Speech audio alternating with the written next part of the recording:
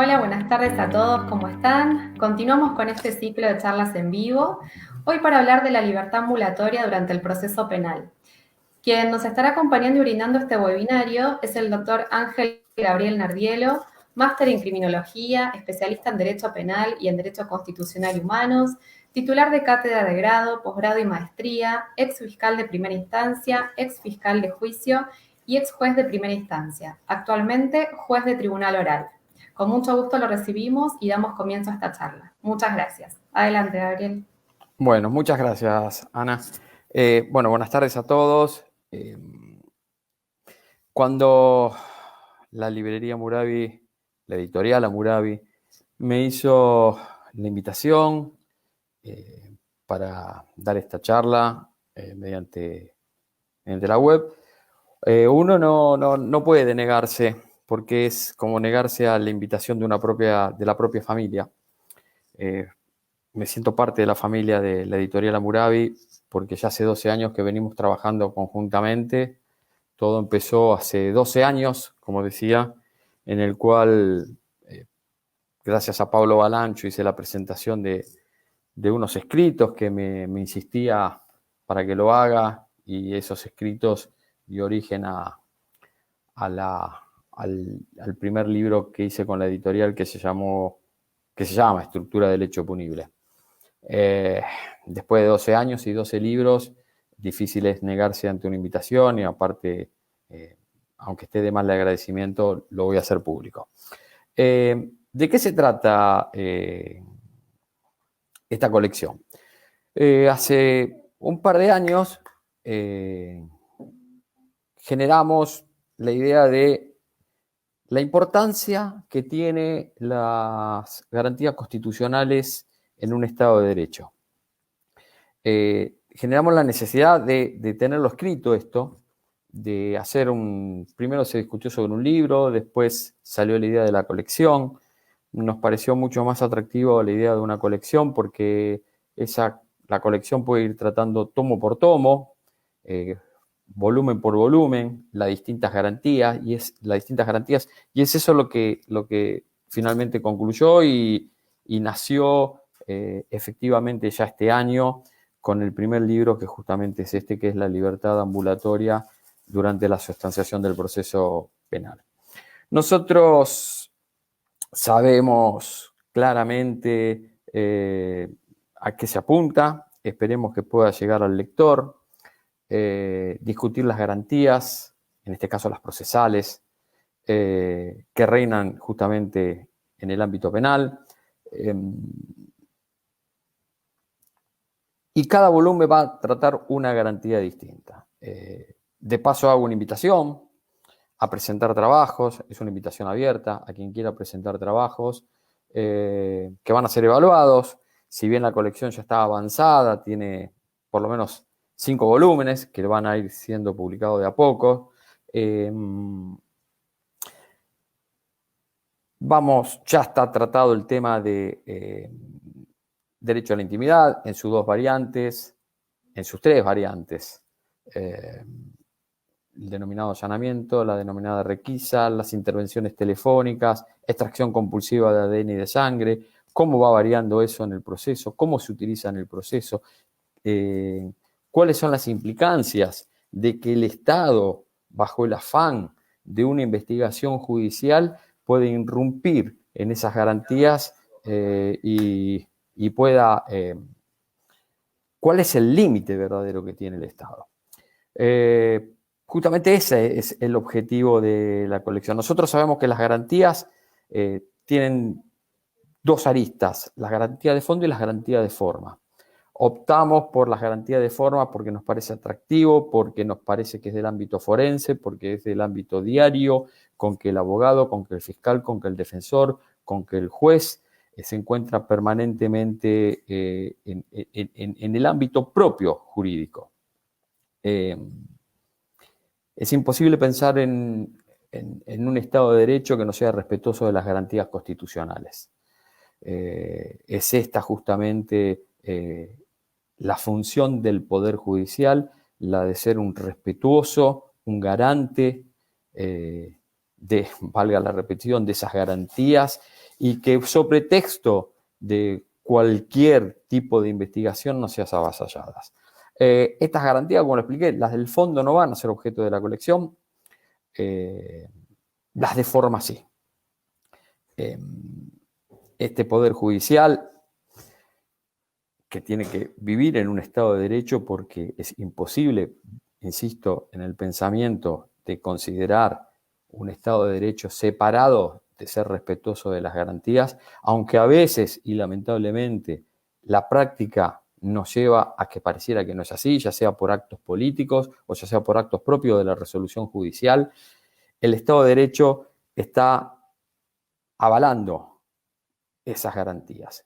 Y justamente esto es la variante de ese contrapoder, de ese poder menos democrático, como decía tanto Jefferson como Hamilton en el The Federalist and Anti-Federalist Paper, que dieron origen a la Constitución americana, constitución que todos sabemos que fue modelo de la Constitución argentina, con sus distintas variantes, y justamente esto apunta también la garantía procesal, de que la Constitución americana, la nación le otorga al Estado los poderes, cuando es al revés en la Constitución argentina, donde el Estado provincial cede todos los poderes a la nación y se reserva los que ellos desean, y justamente por eso nosotros tenemos un códigos de fondo reservado a la nación y códigos de forma reservada a las provincias. Este ámbito propio en cuanto a la visión que tenemos que tener de la libertad ambulatoria, todos los libros, todos los volúmenes de la colección van a respetar el mismo esquema. Por un lado, describir la garantía. Por el otro lado, la base constitucional que tiene esa garantía, base constitucional que tiene también en cuenta los tratados y convenciones incorporadas con fuerza de ley, 75, inciso 22 de la Constitución Nacional. Discusión, segundo punto va a ser la discusión en los códigos, en el Código Federal y en el Código Procesal Penal, porque ambos están coexistiendo en el ámbito federal nacional. Y la tercera parte son los fallos que, a entender de los distintos autores, fueron los que marcaron un quiebre. Obviamente, todos sabemos que los fallos más relevantes están reservados a quien es el custodia y último intérprete de la Constitución Nacional, que justamente, en nuestro caso, la Corte Suprema de la Nación. Yendo a nuestro trabajo, nosotros vamos a encontrar que lamentablemente esta garantía constitucional tiene dos visiones sobre una medida cautelar que es de carácter extraordinario. Quiero hacer un pequeño excursus acá, que lo que vamos a discutir o lo que voy a exponer y después responder las inquietudes que ustedes tengan son relacionados al texto, al libro. Cualquier otra consulta, cualquier otra discusión que quieran hacer sobre esta garantía que no está contemplada en el libro o que no está contemplada en esta charla, yo no tengo ningún problema en hacerlo, tanto desde el punto de vista privado o mediante las preguntas finales. En el ámbito privado se pueden conectar conmigo por cualquier tipo de red social o directamente pueden solicitar mi mail a la editorial. Volviendo al tema de la garantía en cuestión, esta libertad ambulatoria tiene dos aristas que son realmente importantes. La primera es una arista de control social y la segunda es una arista jurídica. A nosotros lo que nos interesa son las aristas jurídicas, pero no podemos dejar de contemplar y de ver cómo el control social informal influye en esta garantía.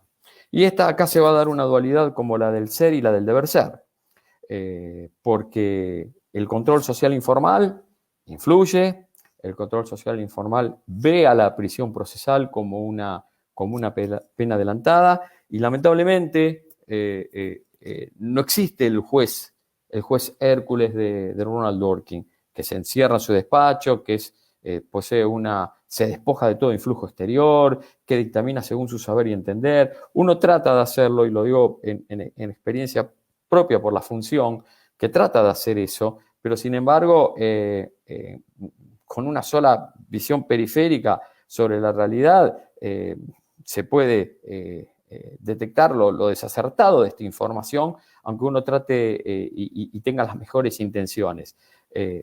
Por eso hay que ser muy cuidadoso cuando se habla de la privación de la libertad ambulatoria durante la sustanciación, porque el principio general, la regla, el precepto constitucional es la libertad durante toda la sustanciación del proceso, porque esto va a chocar con un montón de principios constitucionales. Y el primero que se puede detectar fácilmente es el principio de inocencia.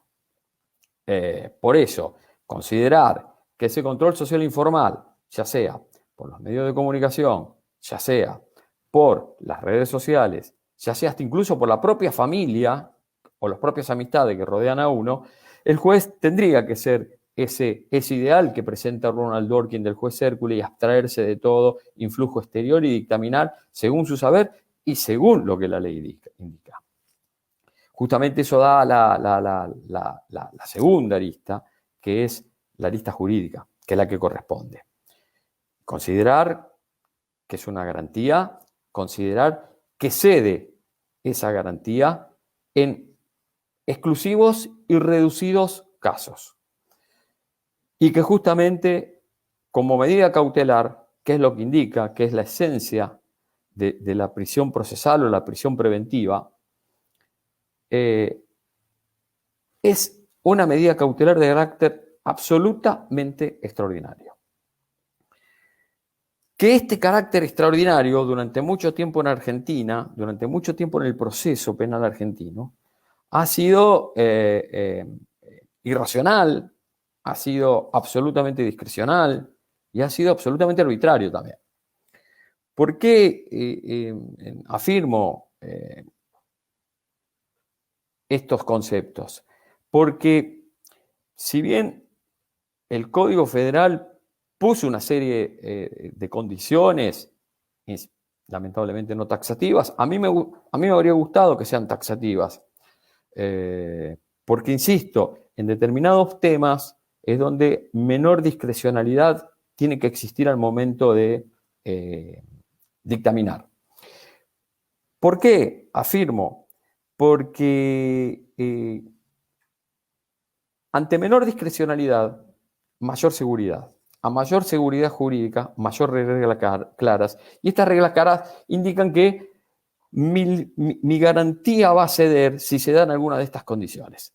El Código Federal, bien intencionadamente, reduce la discrecionalidad, reduce la irracionalidad, pero al no ser taxativo, al ser enunciativo, deja esta puerta abierta. Y esto fácilmente ustedes lo podrán entender, que era lo que con analogía podemos entender que es muy similar a lo que pasaba con la antigua redacción del artículo 67 del Código Penal argentino, que eran las causales de interrupción de la prescripción de la acción penal.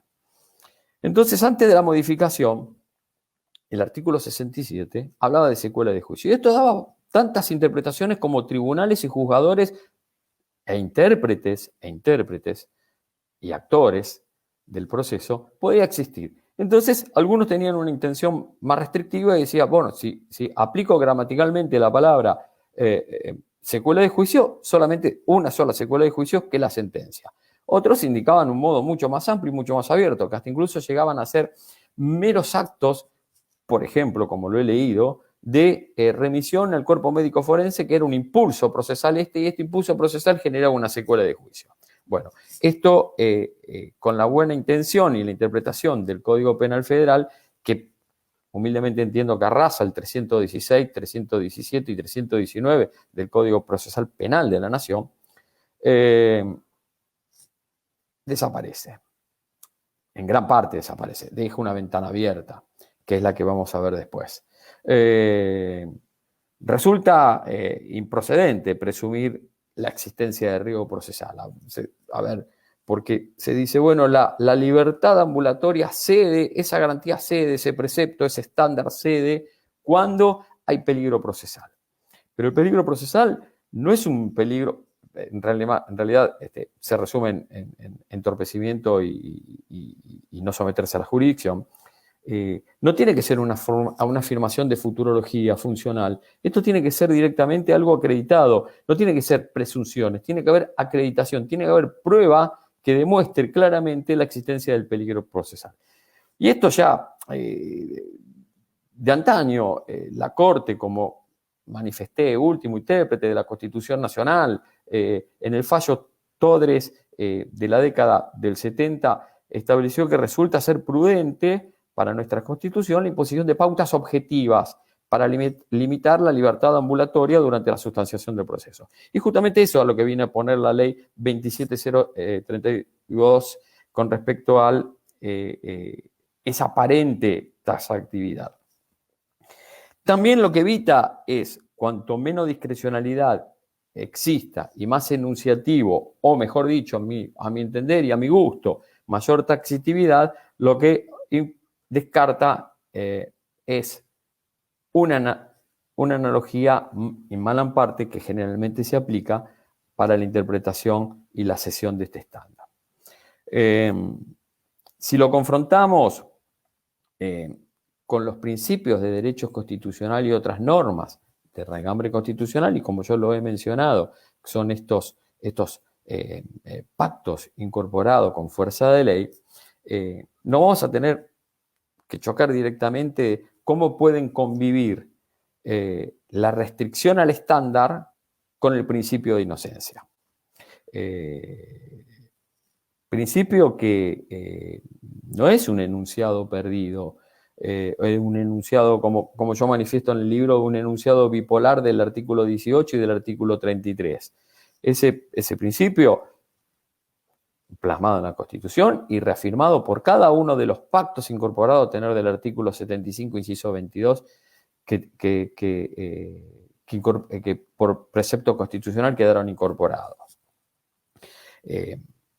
También choca con otros principios, no solamente con el de inocencia, choca también con el de inmediación, que dos variantes que no se contraponen entre sí. Por un lado es que el imputado pueda controlar la realización del juicio que se sigue en su contra, privado de la libertad le resulta claramente imposible, y el otro es el lapso temporal en el cual la agencia judicial, ¿sí?, se tiene que pedir en búsqueda de la verdad. Ustedes en esto tienen que tener en cuenta que no voy a recurrir a que el hombre es bueno y es la sociedad que lo corrompe, no voy a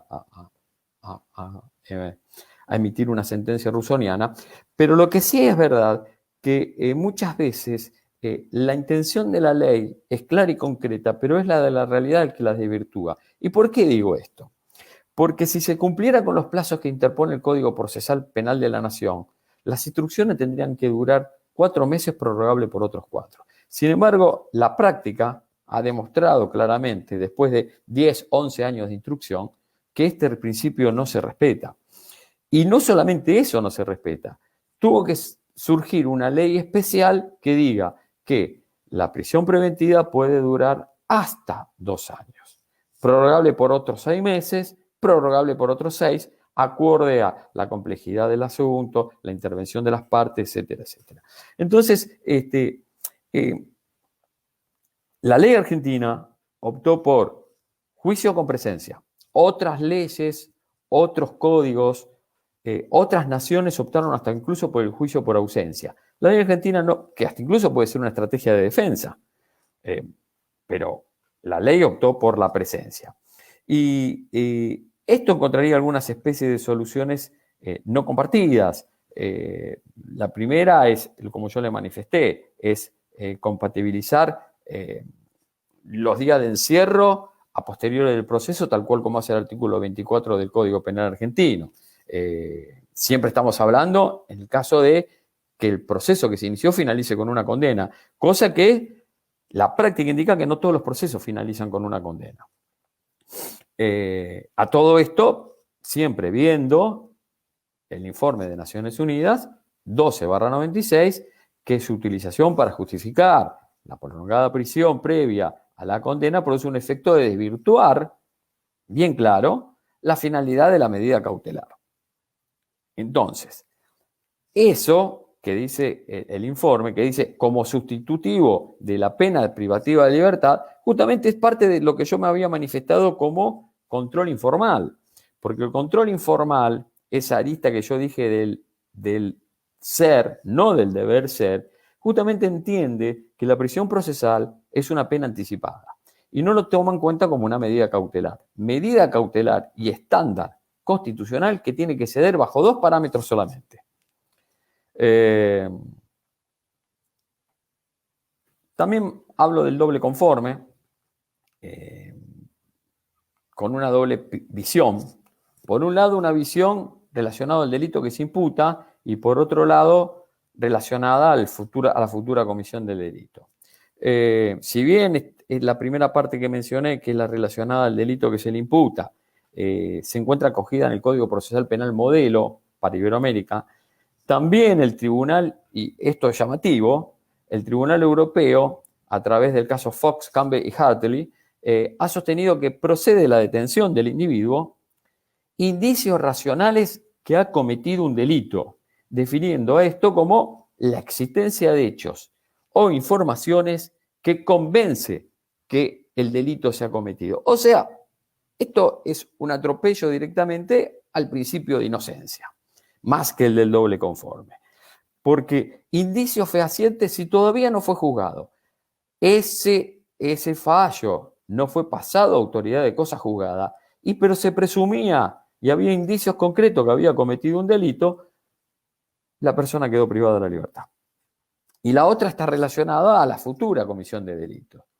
Muchos países sostienen que la prisión preventiva puede fundarse jurídicamente en el riesgo de que el imputado en libertad continúe cometiendo delitos, y este es un fundamento que utiliza la legislación estadounidense para privar de la libertad durante la sustanciación, donde en esa legislación lo que reina es el imperio de la fianza.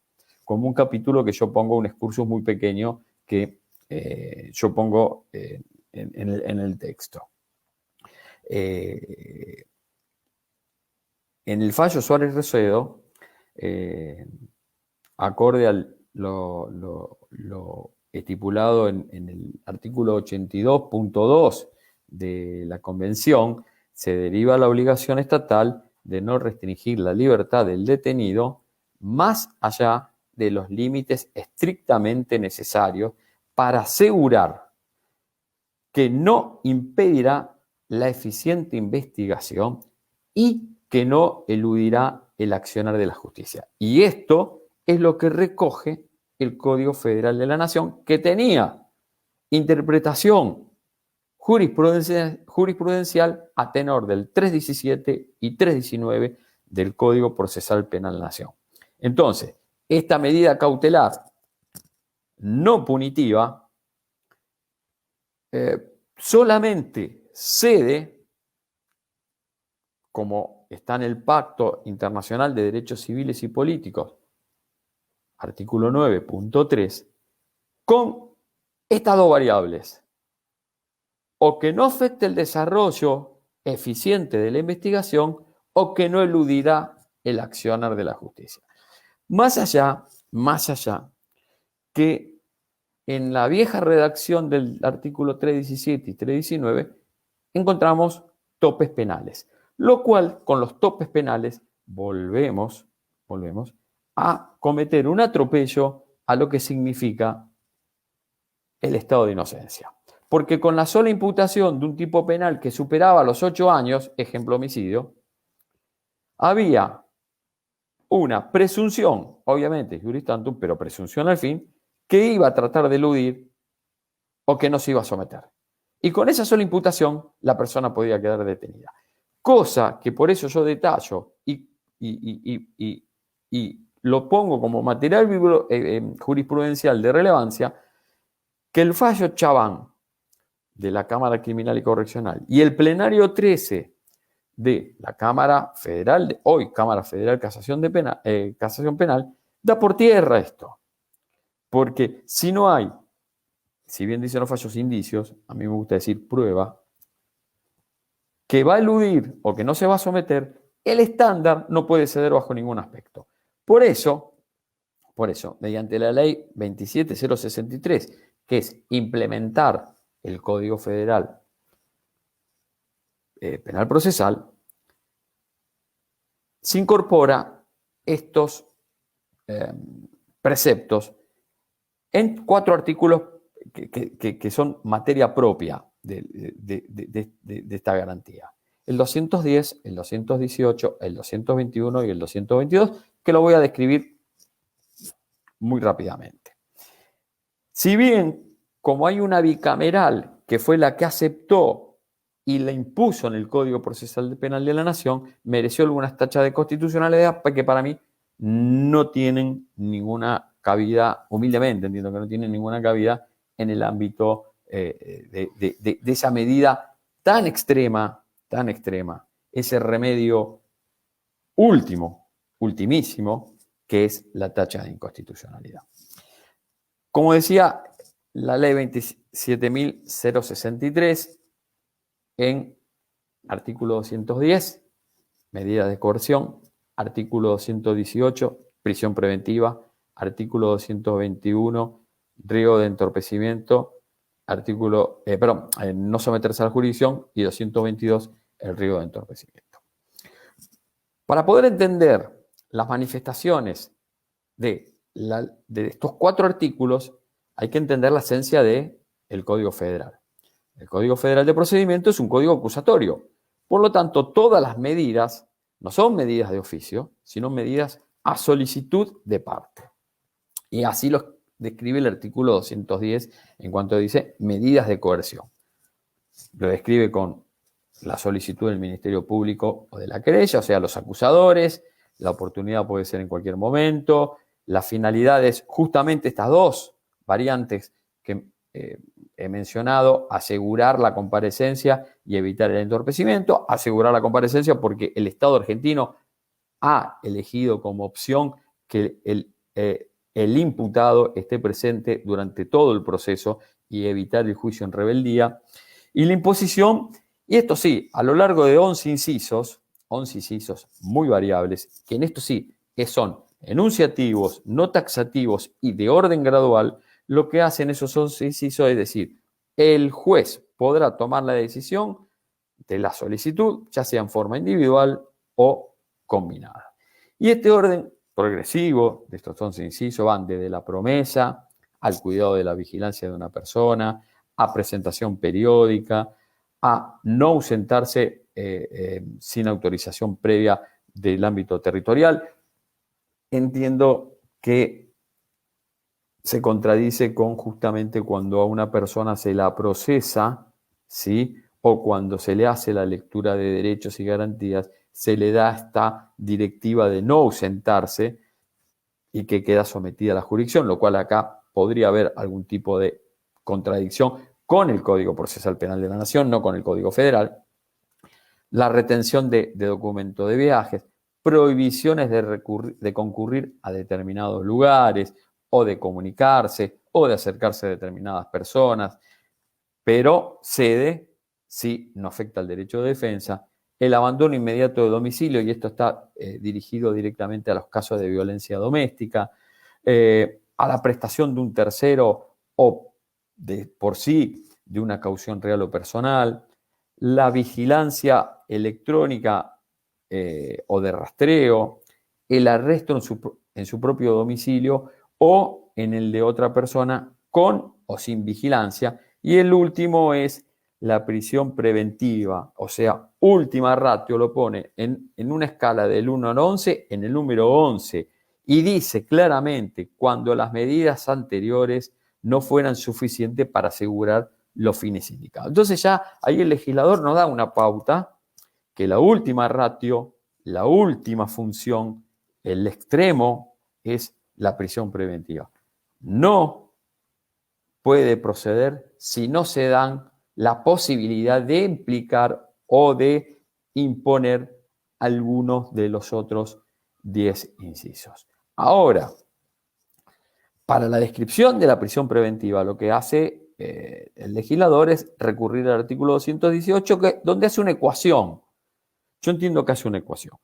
Y esa ecuación está, por un lado, la gravedad, las circunstancias y la naturaleza del hecho. Entiendo, humildemente, que lo que está haciendo es una referencia a la imputación del tipo penal. Y ya el tipo penal tiene gravedad, circunstancias y naturaleza. A eso, en esa ecuación, se tiene que sumar las condiciones del imputado. Y eso da como resultado el peligro de fuga y el entorpecimiento. O sea, hay una ecuación mental en las cuales algunas ya están dentro del tipo penal, lo cual es peligroso, otras están dentro de las condiciones del imputado, lo cual también es peligroso, y eso me da como un resultado que se determina el peligro de fuga y el entorpecimiento. Obviamente que no estoy de acuerdo con esto, porque entiendo que tiene que haber prueba fehaciente que no se va a someter y que va a entorpecer. No procede, el legislador se guarda 3 cartas. La primera es la posibilidad de imposición de condena condicional, artículo 26 del Código Penal. Los delitos de acción privada, calumnias, injuria, el 119, por ejemplo, 159, competencia desleal, por ejemplo, otro ejemplo, y los delitos relacionados a la libertad de expresión. Acá se enciende una alarma, cuando dice posibilidad de condena condicional. ¿Por qué? Porque el artículo 26 del Código Penal no dice automáticamente, en caso de primera condena, procede condena condicional. Dice, en caso de primera condena, el juez podrá. Esto no significa que la persona que no tiene condenas, automáticamente por tener una pena menor de 3 años pasa a ser condicional. Es una facultad que tiene el juez. Así que recurrir a esta ecuación también puede resultar peligrosa, aunque sí coincido que es de referencia. Ahora, 221 peligro de fuga, artículo 121 peligro de fuga, artículo 122 peligro de entorpecimiento. Sí, en 3 incisos, en el artículo 221, describe lo que es el peligro de fuga. Insisto, enunciativo, no taxativo. Se tiene que tener en cuenta. Y se empiezan a encender también las alarmas. Arraigo determinado. Por domicilio, por residencia habitual, por asiento familiar, asiento de sus negocios, asiento de sus trabajos y facilidades para permanecer oculto o abandonar el país. Acá la primera alarma que va a sonar es ¿qué pasa con la gente que no tiene arraigo? Que se da en muchos casos, por ejemplo, en violación al artículo 866 del Código Aduanero. ¿Qué pasa con la gente que está en situación de calle? Segundo inciso, circunstancia y naturaleza del hecho. Se enciende otra alarma. La pena que se espera como resultado del procedimiento, absoluta futurología. Choco de frente con el principio de inocencia. La imposibilidad de condena condicional, quiere decir que ya tienen condenas anteriores. Choco de frente de vuelta con el principio de inocencia. Y la constatación de detención previas y posibilidad de declaración de reincidencia en delitos dolosos. O sea, el pasado me conlleva. Distinto es si una persona comete un delito estando ya en estado de rebeldía. Ahí ya está probado claramente que no se sometió a la jurisdicción. No que fue rebelde, sino que la rebeldía está vigente. El tercer inciso habla del comportamiento del imputado durante el procedimiento. O sea, un anterior o que se encuentre en trámite, yo el anterior realmente, insisto, se vuelve a prender la sirena. El que se encuentre en trámite por las explicaciones que di antes, obviamente coincido plenamente. Si incurrió en rebeldía, para mí es si está en rebeldía, no se incurrió. Y este sí es el más común y yo es el que interpretó donde hay una prueba fehaciente, no un indicio. No se está haciendo futurología. Es, se ocultó su identidad, si proporcionó datos falsos de su identidad, se ocultó su domicilio, si dio datos falsos sobre su domicilio, o cualquier circunstancia, dice acá, que permita presumir que no se someterá a la persecución penal. Insisto, presunciones no, pruebas fehacientes sí. El artículo 222 va a tratar el denominado peligro de entorpecimiento. Insisto, sobre texto de la averiguación y recreación de la verdad real u objetiva. Vuelve a ser enunciativo, no taxativo. Habla de, en 5 incisos, de existencia de indicios que justifiquen la grave sospecha del imputado. En esos 5 incisos entiendo que hay 2 que se relacionan con el hecho en concreto y 3 que se relacionan con la víctima o los testigos. Los 2 que se relacionan con el hecho en concreto es destruir, modificar, ocultar, suprimir o falsificar elementos de prueba, intentar asegurar el provecho del delito o la continuidad del mismo. Estamos hablando de tipos de delitos. Cuando habla de continuidad en su ejecución, estamos directamente hablando de delitos continuos.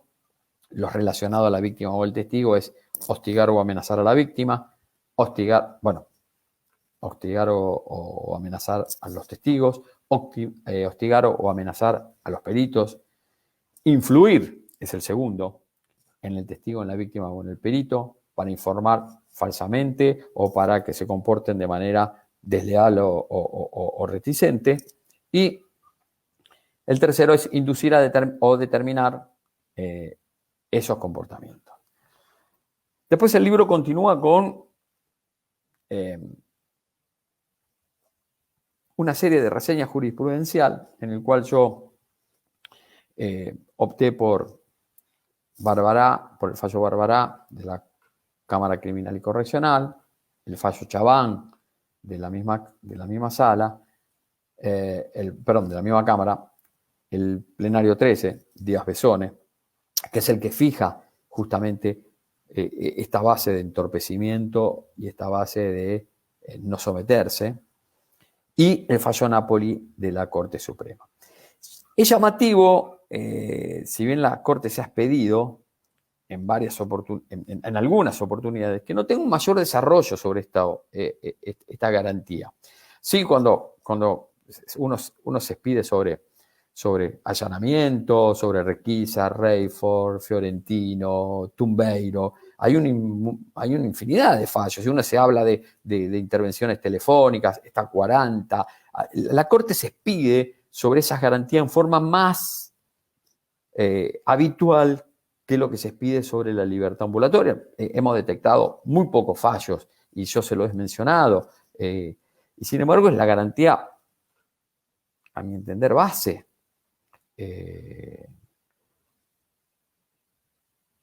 Pero bueno, la interpretación de la Corte ha llevado a estas pautas objetivas. Estas pautas objetivas fueron receptadas por los tribunales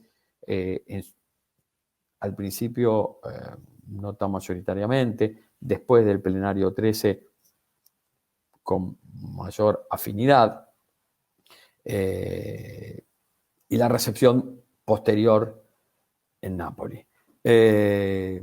Muy sucintamente he tratado de dar una explicación a la garantía como la traté en el libro. Me quise someter solamente a lo que el libro expone, no quise irme más allá, pero quedo ya sea en el ámbito privado a través de las distintas redes o mail mediante editorial a discutir este tema, porque siempre todas las discusiones, por más puntos encontrados que se den, son enriquecedoras y hasta incluso uno puede llegar a cambiar de posición doctrinaria y jurídica.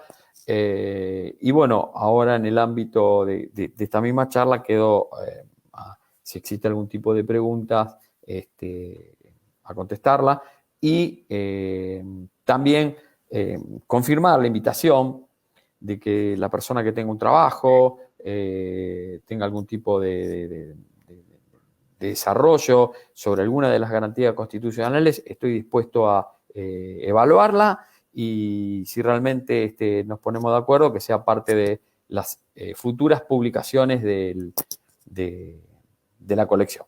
Muchas gracias. Perfecto, Gabriel, muchas gracias.